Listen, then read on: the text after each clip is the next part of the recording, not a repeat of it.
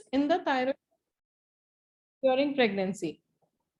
What we find that there is increased renal iodide clearance. As a result, there is increased 24-hour radioiodine uptake. There is also, because of the increased renal clearance, there is decreased plasma iodide, and also there is placental iodide transport to the fetus, because the fetus is dependent on the mother for the iodide supply. In iodine deficient women, there is decreased T4 and increased TSH, and there is goiter formation. So during pregnancy, at times you come across women who come to you that during pregnancy there was some gland enlargement.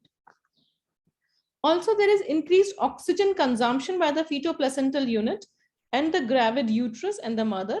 As a result, pregnancy is a state of increased basal metabolic rate. In the first trimester, there is rise in HCG, that is human chorionic gonadotropin hormone coming from the placenta. This HCG we know is structurally homologous with the TSH. As a result, there is depression of the TSH levels, and in spite of the TSH going down, there is no drop in T3 and T4. Rather, the T3, T4 hormones are on the higher side because of the rise in TBG, that is the thyroid binding globulin. There is increased plasma volume, so the pool size of T3 and T4 is increased. There is inner ring deiodination of T4 and T3 by the placenta. So that accelerates the metabolism or the degradation of the T3 and T4. So there is a quick turnover.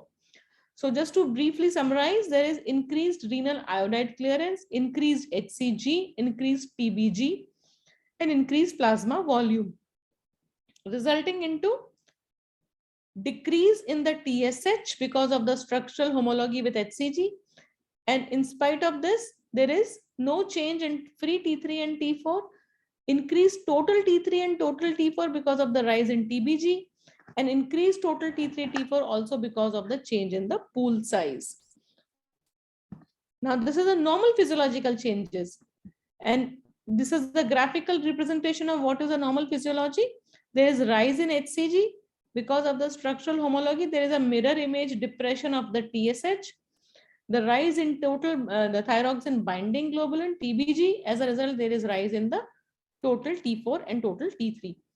There is hardly any change in free T3 and free T4. So this is, you must remember this throughout the class and also after the class, so that we can understand whatever the thyroid hormone report comes to us for interpretation. Now, what about the fetal hormone? Fetal thyroid hormone is formed around 11th week of gestation. So till the 11th week of gestation, the fetus has no thyroid gland. Now, this thyroid gland becomes functional around 20th week of gestation.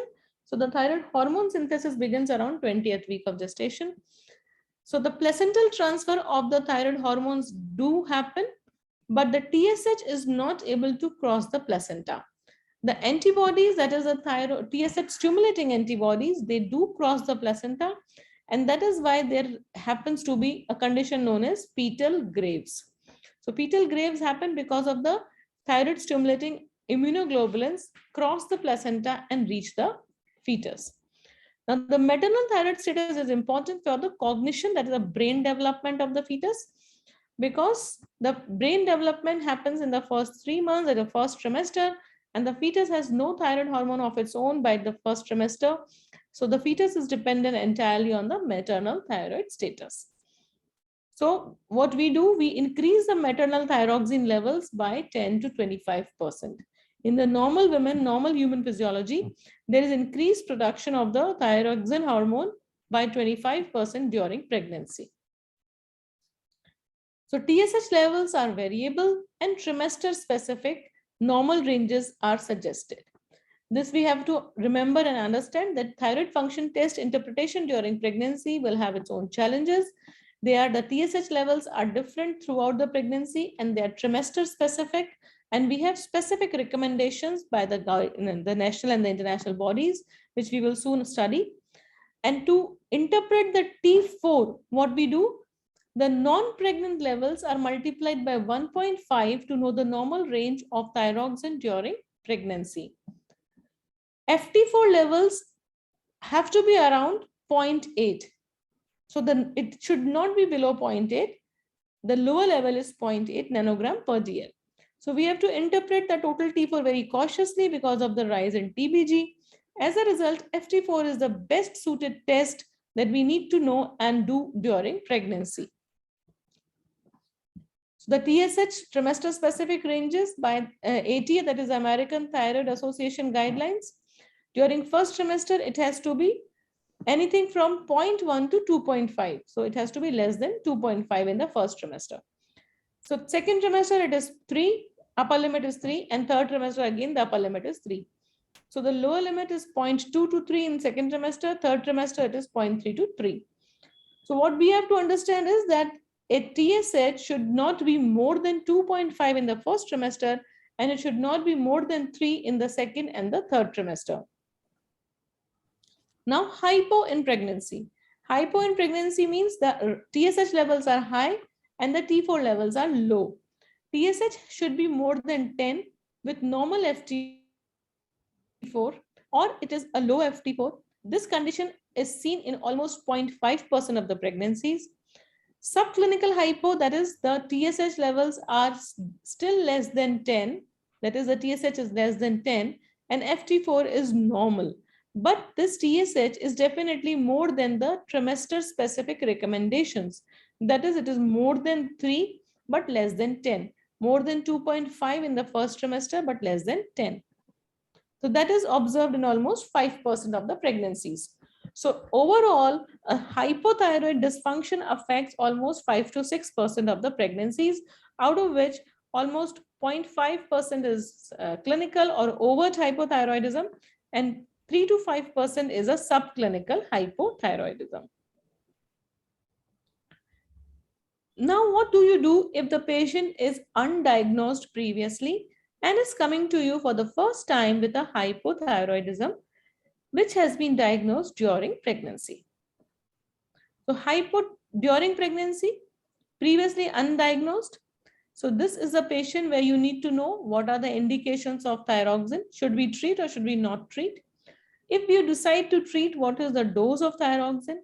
What do you do with the pregnancy? Should you continue the pregnancy or abort it? What about monitoring? How do you monitor during pregnancy? And what about the post-pregnancy treatment plan? That is what after delivery. So in case of women coming to you for the first time, undiagnosed hypothyroidism, diagnosed first time during pregnancy, if the TSH levels are more than 10, you need to treat without thinking. If the TSH is more than the pregnancy specific range and the TPO is positive, again, you have to treat without thinking. If the TSH level is more than 2.5, that is a pregnancy specific range, but the TPO is positive, of course, you need to treat. Why there is a difference in these two lines? Because here they're talking of the pregnancy specific cutoff of first trimester 2.5. Whereas when we talk of subclinical, we still take TSH levels of 4 we take actually for the pregnancy as subclinical hypothyroid. So if the TSH is less than 4, above 2.5 and TPO positive, you can consider to treat. If it is more than 4 and TPO positive, treat. So if the TSH levels are more than 4 and TPO is negative, again, you have to consider to treat because now the cutoff is more than 4. If the TSH level is above 2.5, below 4, and TPO is negative, do not treat. So the target TSH value after the initiation of thyroxine, once you have taken a decision to treat, depending upon the TSH values and depending upon the TPO values, then once the decision is taken, then the targets become your trimester specific, that is 2.5, 3 and 3. Now, what about a patient who's already a known case of hypothyroidism? For a patient who's a known case of hypothyroidism and coming to you with pregnancy, at that point of time, you have to first get a thyroid profile, and then the common questions or the common scenarios that the patients would ask is, should I continue this pregnancy? Do you need to monitor it in a different manner? And what about the post-pregnancy plans? So continuation of pregnancy is definitely, the answer is yes. We never at any TSH level recommend a termination of pregnancy, that is abortion. Monitoring during pregnancy, ideally we are monitoring every 4 to 6 weeks. And post-pregnancy plans is that return the patient to the pre-pregnancy values. Ideally, if you know the patient beforehand and the patient is planning a baby, preconceptionally optimize the therapy in patients with the pre-existing disease. And test the TSH and FT4 as soon as the pregnancy is confirmed and monitor every 6 to 12 weeks till there is conception. Pregnancy is once confirmed, you need to increase the dose by 30 to 50%. Monitor it every 4 to 6 weekly and try to keep the TSH in range. After delivery, reduce the dose to preconception dose. And thyroid function has to be assessed at 6 weeks postpartum. Post-ablative patients and post-surgical patients will definitely have a higher requirement because there is no endogenous hormone production at all. So that is about hypothyroidism during pregnancy. Now coming to subclinical hypothyroidism during pregnancy. So subclinical hypothyroidism, just to remind you and revise with you, anybody with a TSH of more than 2.5 but less than 4 is for pregnancy a case of subclinical hypothyroidism. So what are the various studies showing? This is a clinical practice guideline, just revising with you. The subclinical hypothyroidism means the TSH is above the range, but T4 is normal. And the designation is only applicable when this status of a TSH above the range, but T4 normal should be stable for 4 weeks or more.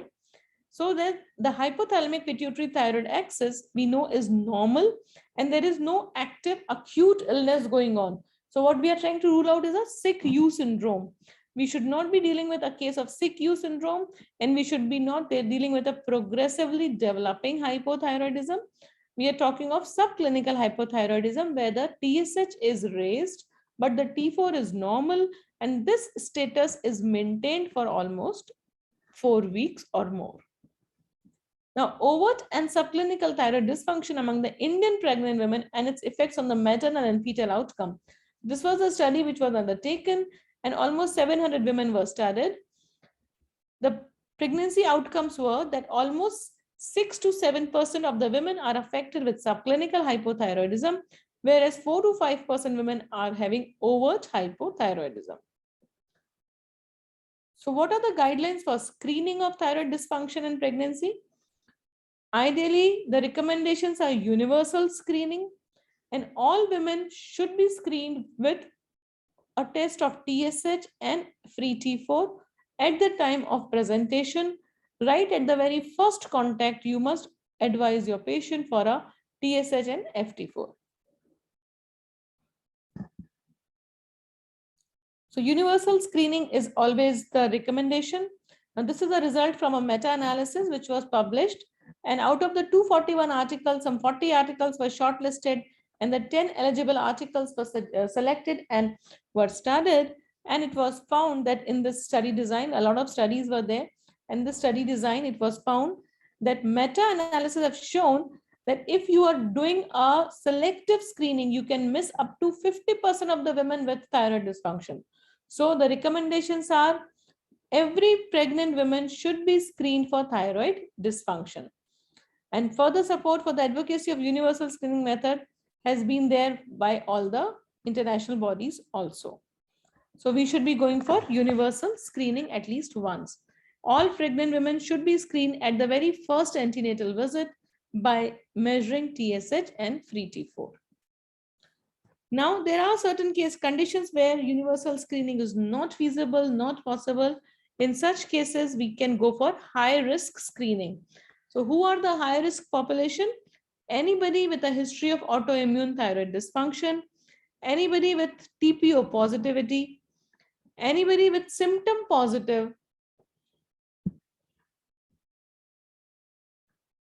anybody with any other autoimmune dysfunction, for example, women with type 1 diabetes, patients with a family history of autoimmune diseases, women with goiter, or a history of a thyroid surgery.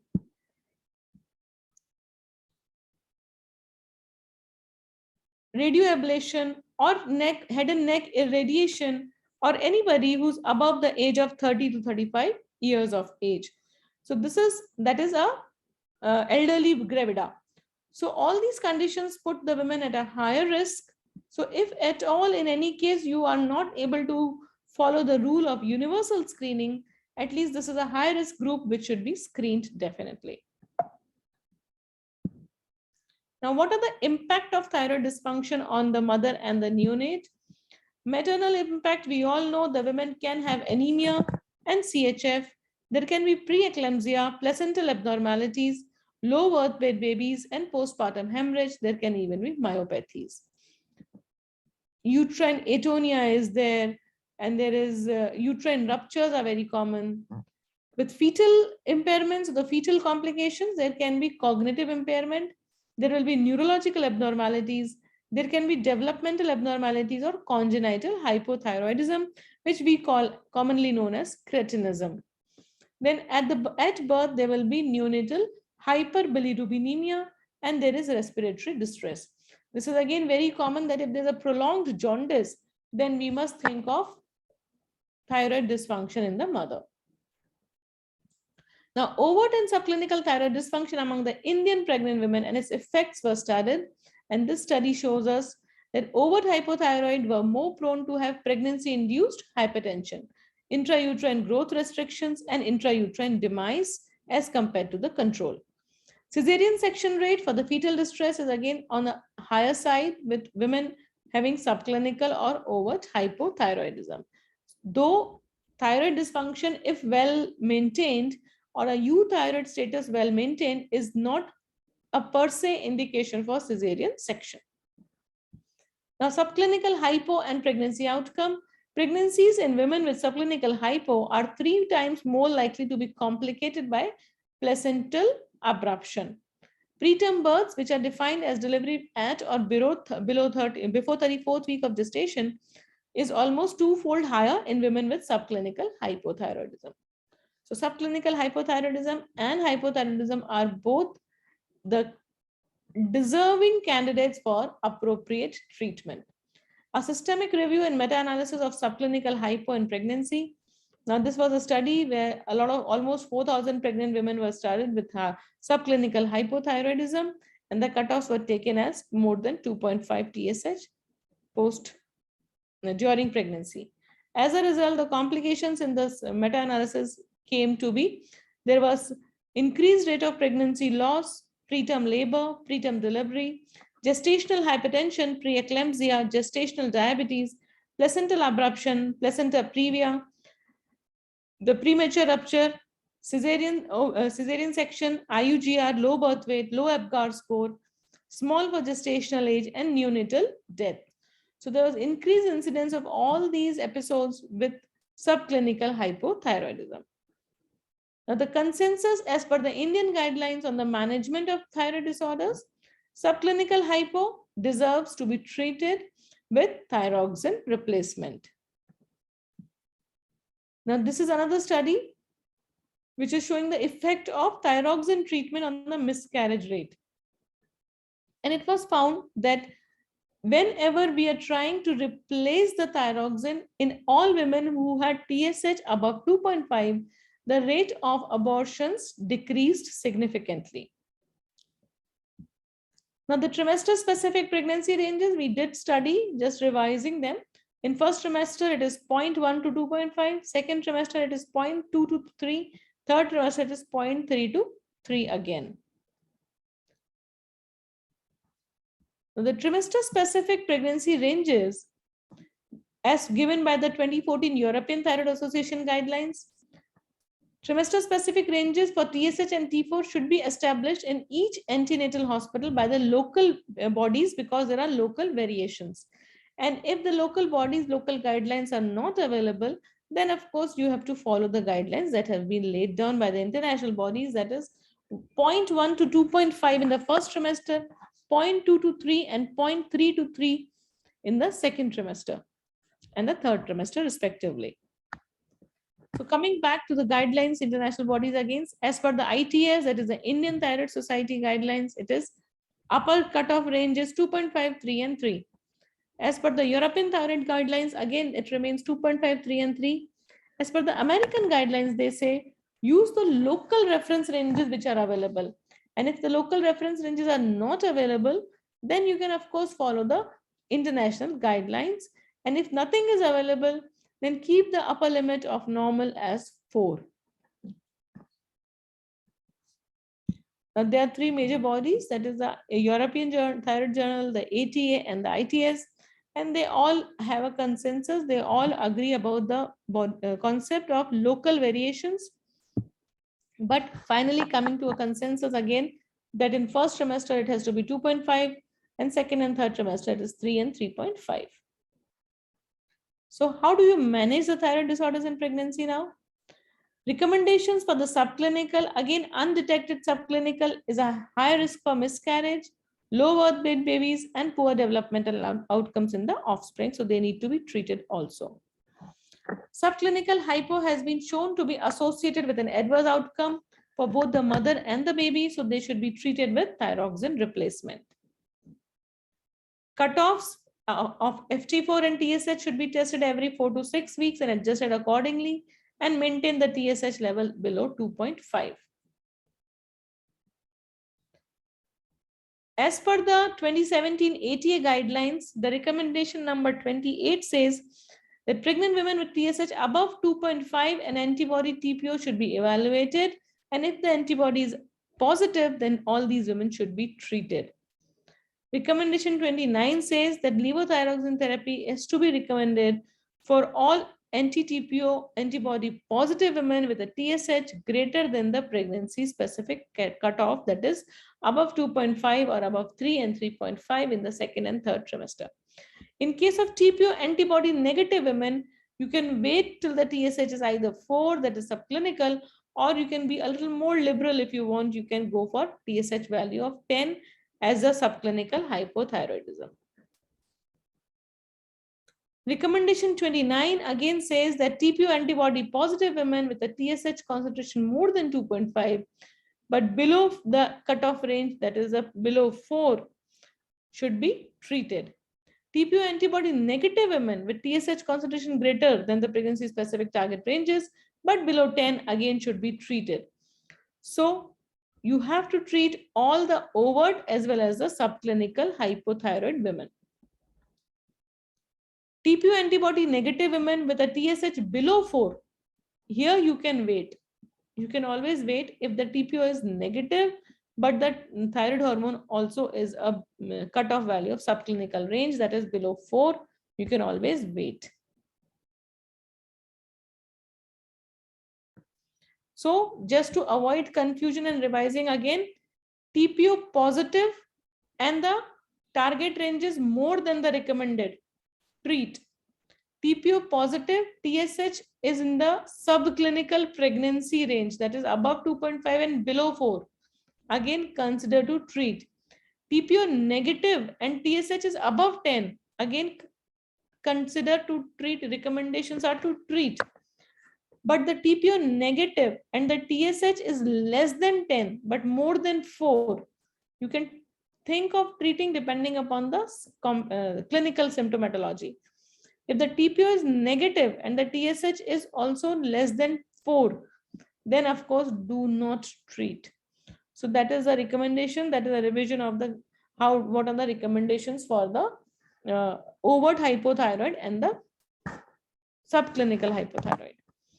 Now this is a paper which is released by ATA, which says that whatever be the reasons, whatever be the initiation points, you must always treat the hypothyroid women, whether the antibody is positive or negative, but if it's symptomatic, because all the data has been taken up from this paper, all the recommendations are made on this paper, which we are discussing today. So recommendation 32 says, in parallel to the treatment of hypothyroidism, it is reasonable to target a TSH in the lower half of the normal range. So we always try to keep TSH on the lower half and we try to keep FT4 on the higher half. So that is about hypothyroidism in pregnancy. If we need to take a break or something, we need to discuss something here, hypothyroidism in pregnancy, we can do that. Yes, Because, ma'am. Can I ask a question? please, sir. So, what do you think, ma'am? What is better in pregnancy, free T4 or total T4? That is Because what, see the standard guidelines, now because the tests are not standardized in our lab, so all the labs are not following the same rule. And you know very well the protein level are high in case of pregnancy, which will bind with this. correct. So you have already answered the question yourself, sir, that because of the rise in the protein, that is a globulin, the thyroxine binding globulin, there is a falsely high T4 and falsely high T3. So if you are following the ranges of T4 and T3, we know we need to multiply it by the guideline, which are the lab reference ranges are recommended there. You have to multiply it by 1.5 if you are interpreting in the light of total T4. But ideally, because of the rise in TBG, you should be asking for a FT4, because free T4 is the most appropriate test during pregnancy, which will tell you whether to up titrate your dose or down titrate your dose. Now, my next question is about the TPO antibody. You are saying if TPO antibody is positive, then probably we can consider treatment if range is more than the referral range. So should we treat the TPO antibody, since it has been said that there is no drug which will affect the TPO as such? We are Uh, not treating the TPO antibodies. We are treating thyroid only. TPO we are antibody considering is just telling us, TPO antibody is telling us the autoimmune status of the patient. TPO antibody is telling us that this patient will progress to overt hypothyroidism if not treated. So if the patient, if the TSH is in the clinically overt range, you are not even bothered about TPO antibody, you just treat. If the patient is in the subclinical range, that is between 4 and 10, then again, because of pregnancy, you treat. But if in the patient is in the range of subclinical hypothyroid, that is above 2.5, but below 4, and the antibody is positive, then please treat. But if the antibody is negative and the TSH is more than 2.5 and less than 4, then you can wait. So the role of antibody is where to tell you it is autoimmune disorder or it is not autoimmune disorder. If it is autoimmune Hashimoto's thyroiditis during pregnancy, then you have to treat. That is the relevance of getting the TPO done in subclinical cases. We are still so not treating the antibodies. We are only treating the thyroid gland only, the thyroid hormone deficiency only. We are only taking the clue from the antibodies whether to treat or not to treat. The decision to treat is confusing at times. For example, a patient comes to you with gravida status and the TSH is say 3.5, and the gynae has referred the patient to you saying that it is a case of subclinical hypothyroid because the international guidelines for TSH during pregnancies are 2.5. So 3.5 to treat or not to treat. So where do you say yes or no? To say yes or no, you need something to support your answer. So you need to have antibody levels. If the antibodies are negative, you can wait. You do not treat. But if the antibodies are positive, then you treat. That is the value of anti-TPO antibodies. so if only anti-TPO antibodies increase, so say in the level of 100 or maybe 200 or 300, and TSH is in within the normal range, we should not go for any treatment. Normal range for pregnancy, if it is less than 2.5, I'm then saying you, about the TPO antibody. huh, So suppose I TSH got is in your the normal point. range. Yes, I got your point. Normal range means if the TSH is less than 2.5 in first trimester and the TPO is still strongly positive. So the first question is that if the TSH is less than 2.5, did we go for TPO for what reason? Like, why do we go for TPO? We don't ask for anti-TPO if the TSH is less than 2.5.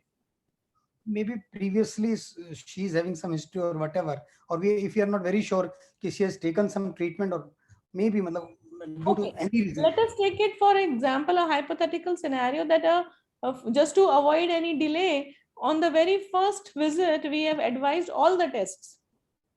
We have advised TSH, we have advised FT4, we have advised anti-TPO also. That is what you are trying to say, right? Yes. And the report comes incidentally that anti-TPO is high, but the TSH is still normal. FT4 is also normal, that is below 2.5. In such a case, you just have to follow up this patient. You still don't treat the TPO. we will only treat the thyroid gland. We will only treat the patient with hypothyroxemia. So if because of some reasons anti-TPO is positive and the patient is maintaining a normal euthyroid level, we will not treat, but we will follow up this patient closely. Got it, ma'am. Thank you. Right, sir? Any other questions that we need to discuss here at this point of time? So, chat box says anything? No. So we have no more questions here. So we begin with the second part of the topic, that is. There is a question in chat box. TPO antibody test should be done in all pregnant female.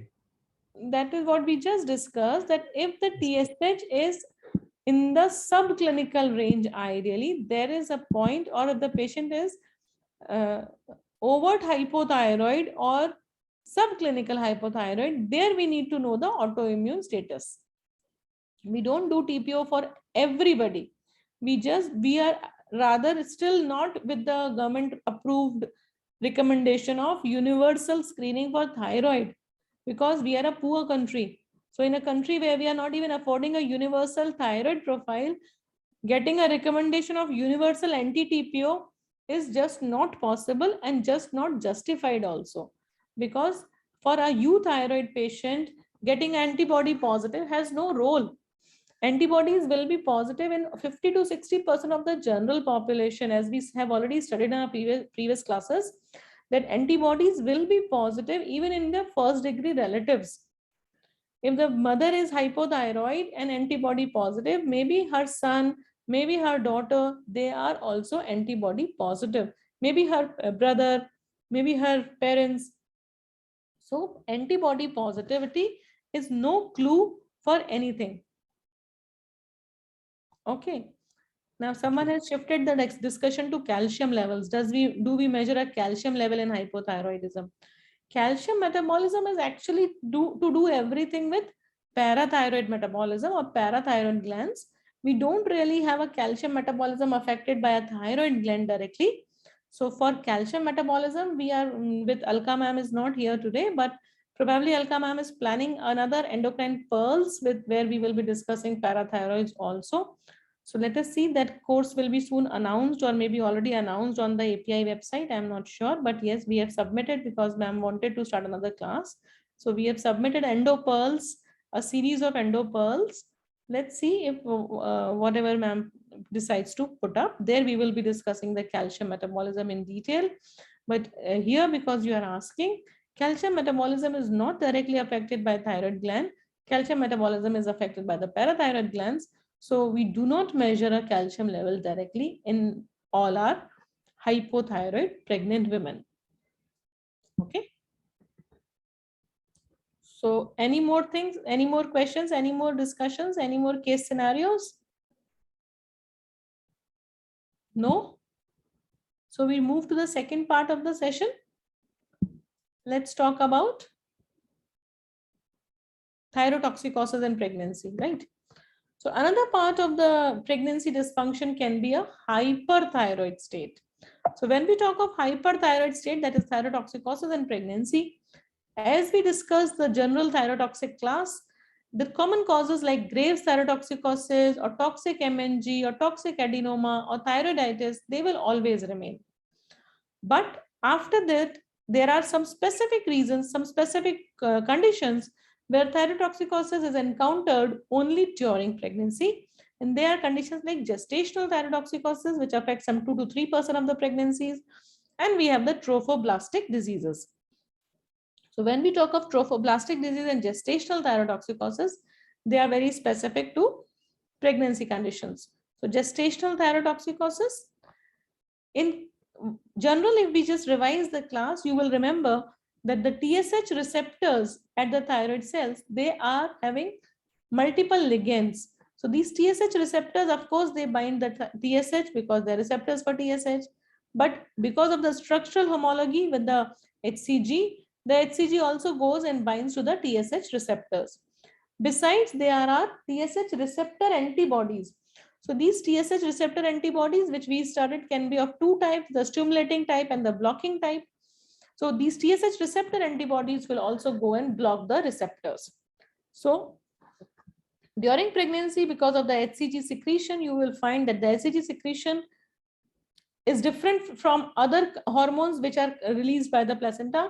The secretion of HCG is directly proportional to the trophoblastic mass. So the trophoblastic mass, which is initially there when there is an fertilization happens. So there is a stage of blastocyst, then there is a morula stage, if you remember your very old embryology classes. So there is a blastocyst, then there is a morula, and there is a the inner trophoblastic layer is formed, and the remaining, the 8 cells which are left, that becomes your embryo. So this trophoblastic mass decides the burden of HCG. So HCG is first detected in the maternal serum just 6 days after the conception. So even before we say that the urine pregnancy test comes positive, which we come to know only once the period is missed, that is 15 days after conception, when the periods are missed, that the women comes to know about pregnancy. HCG can actually be detected even earlier, that is right after a week of pregnancy, the HCG levels in the serum can be detected. And the rise in this HCG level is algorithmic, that is follow the pregnancy dates. So it peaks around 10th week of last menstrual period. This is followed by a decline in the HCG, and it falls down to the normal levels by 18th weeks, and subsequently it remains constant till delivery. So there's a peaking, there's a first detection at 7 days, that is first week of conception. It peaks around 10th week of conception, rather 8th week of conception and 10th week of LMP. Then there's a decline and comes down by 18th week, that is after the first trimester, and then maintains till delivery. So that is the HCG secretion pattern. This is how it happens. So there's a first detection here, peaking, and then it comes down and maintains till the 40th week of gestation. So thyrotoxicosis during the first half of pregnancy, if it happens, it is gestational thyrotoxicosis. There will be some mild symptoms. There will be hyperemesis. There can be a small goiter. Antibodies are usually absent because it is just a pregnancy hyperthyroidism. It might resolve spontaneously, or you might need some PTU for a month or so. So that is gestational thyrotoxicosis. Trophoblastic diseases happen, as we all know, by the name of H. mole or choriocarcinoma. So there's a large mass of HCG, the huge amount of HCG, the levels because of the large trophoblastic cells. As we know, the HCG are directly proportional to the trophoblastic burden. So there is a trophoblast, there's a H. mole. As a result, there is huge amount of HCG levels in the serum. So that leads to thyrotoxicosis. Clinically significant thyrotoxicosis happens in 5% of the pregnancy cases. There is no autoimmune condition, again, because this is not autoimmune in nature. Sonography will give you the H. mole diagnosis. There is a snowstorm pattern, and there is no fetus to be detected. And treatment is you go for uterine evacuation, as of course the H. mole has to be evacuated. And once it is out, the trophoblastic mass is out, the HCG level drops. In cases of choriocarcinoma, the case is referred to the oncologist after uterine evacuation, and the patient is followed by chemotherapy. So that is about the trophoblastic tumors. Graves during pregnancy. Yes, this is one condition which is more commoner than the H. mole and choriocarcinoma. So Graves during pregnancy can again have two things. It can be a Graves patient getting pregnant, or it can be a patient developing Graves after pregnancy. So thyrotoxicosis actually improves in pregnancy if the woman gets pregnant. So by the time the woman is in second and third trimester, we actually do not need medicine, and the antithyroid drugs are usually withdrawn. So there is reduction of the TSH receptor stimulating antibody levels during pregnancy. So the stimulating antibodies which are causing the Graves, their levels decrease, and as a result, there is improvement of the symptoms of Graves. Now, the aggravated symptoms of Graves during the first trimester is because of the increased HCG production. Postpartum symptoms, again, they come back because suddenly there is rise in the TSH receptor stimulating antibodies. Antibody levels, they again surge back after delivery, And there is again postpartum recurrence or relapse of the Graves. So that is a pattern of thyrotoxicosis or the Graves during pregnancy, that initially the symptoms improve, second and third trimester it's good, and postpartum it relapses. Antithyroid drugs, all drugs cross placenta, all antibodies cross placenta. So you have to be very careful, use the minimum requirement dose, keep the FT4 on the high normal side. Out of the three, methimazole, the carbimazole, methimazole, the carbimazole drugs, the methimazole and neomercazole, and the PTU, that is the propyl thiouracil, the safest among the three is still PTU.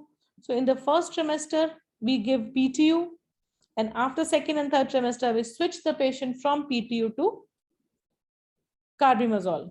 And when we talk of carbimazole, you can choose methimazole or carbimazole. It's just the same. You should know the dose adjustments, that 20 milligrams of carbimazole is equal to 15 milligrams of methimazole. And 20 milligrams of carbimazole is equivalent to 200 milligrams of PTU. So the dose conversions should be very well known to you. Otherwise, do not use methimazole during first trimester. It will cause the Methymes syndrome, that is fetal scalp aplasia, aplasia cutis.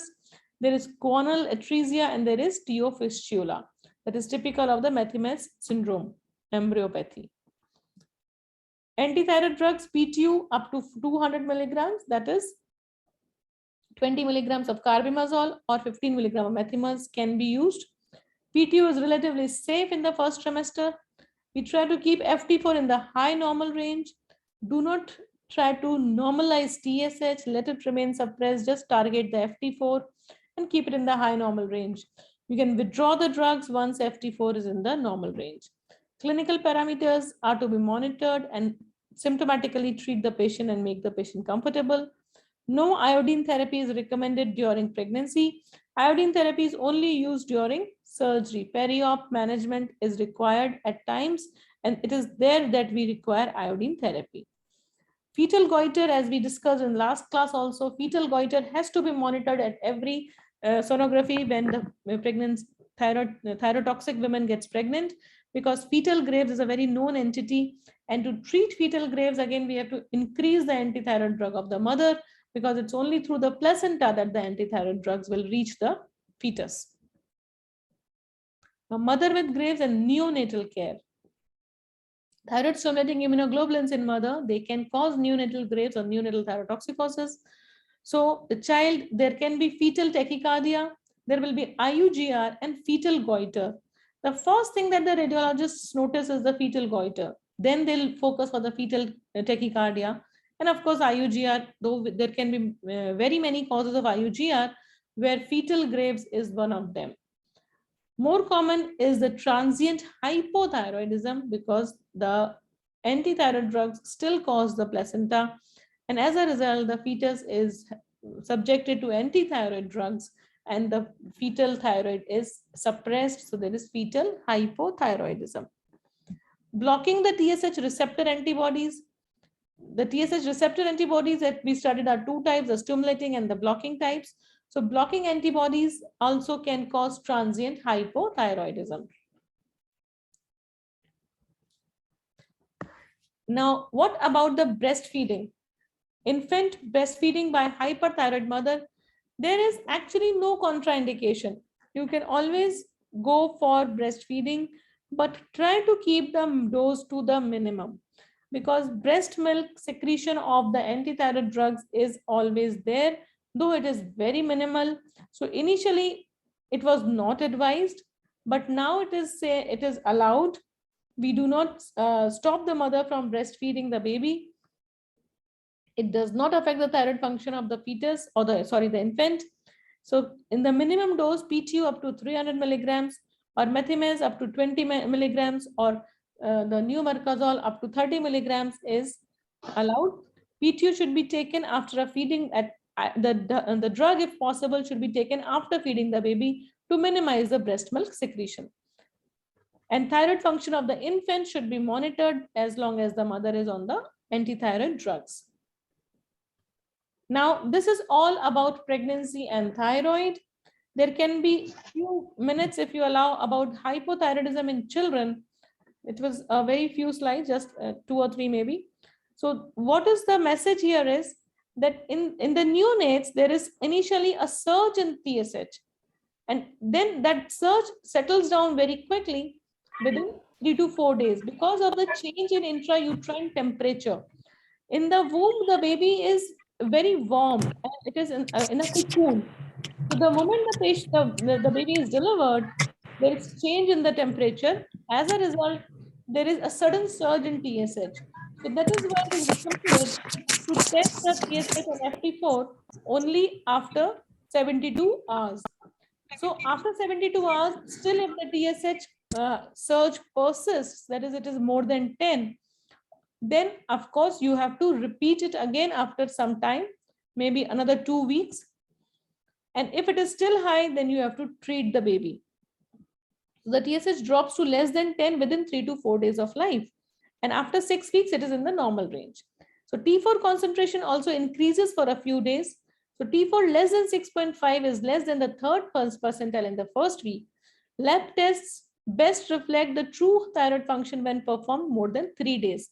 So that is what the recommendations are, that in the neonates, the test should be done after 72 hours. But if the TSH value is above 40, it confirms your hypothyroid status. Then you don't need to wait. You have to treat the neonatal hypothyroidism. But if the TSH is above 20 after 24 and more than 10 after first week, then again you have to treat. 40 immediately after birth also, if by mistake somebody has tested immediately and if it is more than 40, you can always treat. If the TSH is more than 10 after first week also, or if it is more than 20 after 24 weeks, then again these are the indicators of hypothyroidism, that is neonatal hypothyroidism. In neonates, mostly they are asymptomatic, hence they need screening. Why do we need screening? Because a newborn will not tell you that there are any symptoms, but there will be no crying, delayed crying, sluggish crying.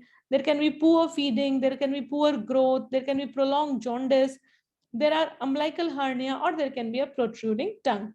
So these are the clinical symptomatology of hypo in infants. What are the other causes other than the mother transmitting the antithyroid drugs? Other causes can be there is dysgenesis of the gland itself. There is no development of the thyroid gland, or there is some enzymatic defects causing dyshomogenesis. It can be transient because of the drugs or by the antibodies coming from the mother. So these are the rare causes. Then there can be very rarely a central hypothyroid right from birth. So this is hypothyroid baby. This is around 6 months. You can see the protruding tongue and swollen face. This is the same baby after treatment. So you can find the difference between the thyroxine replacement and a child without thyroxine replacement. Hypo in children, why we are very particular, especially the subclinical hypo, we always want to treat because hypo children will not grow. So there is short stature, there is delayed bone age, there will be more weight for age. School performance will not deteriorate. So do not wait for the cholestics performance to fail, because the cognition is only affected during the brain development, that is the initial formation years of the embryo. But other symptoms will be just like the adults, that there is constipation, weight gains, oversleepy attitude, dull attitude. At times there can be pituitary enlargement because of the increased TSH secreting cells because of the hypothyroidism.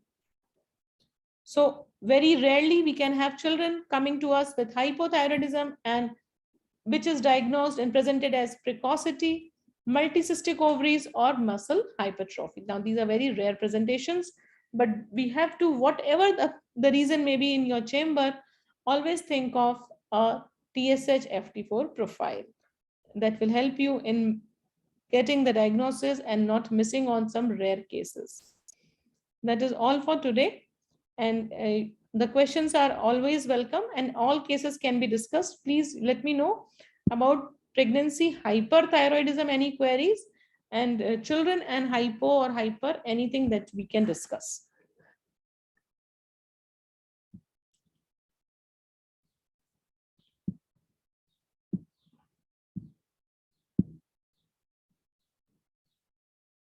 Yes, please.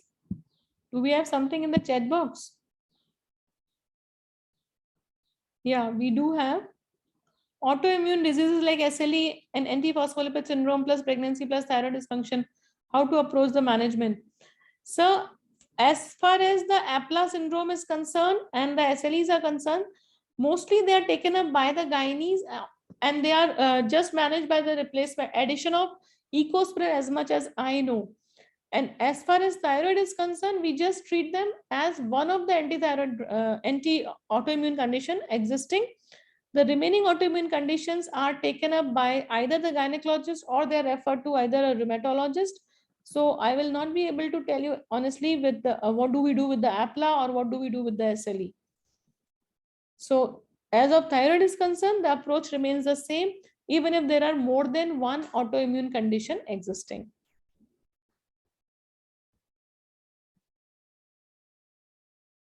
Thyroid replacement doses in pediatric patients. Again, this is very important, Dr. Ashwin. Yes, we do have a higher dose replacement that goes age-wise, and the age-wise replacement dose has been covered in our pediatric, in our hypothyroid lectures. We begin right, like for a neonate, the doses can be as high as 10 micrograms per kg. So up to 0 to 1 years, it is 10 micrograms. From 1 to 5, it is 5 micrograms.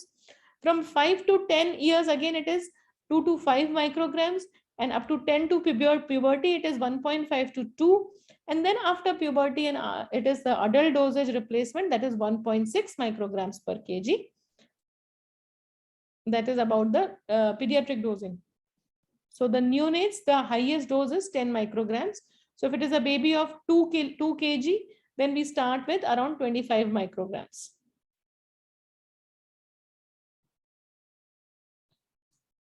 Thank you so much, everyone. There are no more questions in the chat box as I can see. So this was the second last class. There is only one class left with the thyroid modules, and that is about thyroid oncology. So we will be taking the thyroid malignancies in the next class.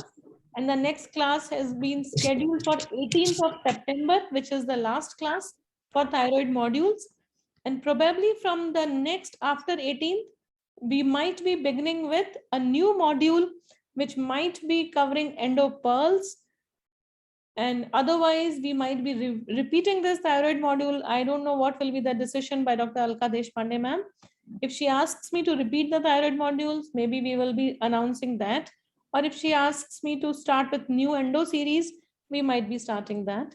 So keep yourself updated with the API website. And please ask all other friends and colleagues to register themselves whenever it is announced. And if they want to learn with, not learn, rather we can't teach you anything. You all are very senior physicians, all of you, knowing much more than any one of us. But yes, we all can study together. That is a wonderful idea, because teaching is the best way to learn. And if any one of you want to take any lecture, please let us know. We can also have your participation as one of the faculty. So we can have a lecture by any one of us. We can have a panel discussion, all of us, on any of the topics. Please post your suggestions and we will take up the suggestions as from there. So with that, I am logging out. Thank you so much. And please be with us for the last class.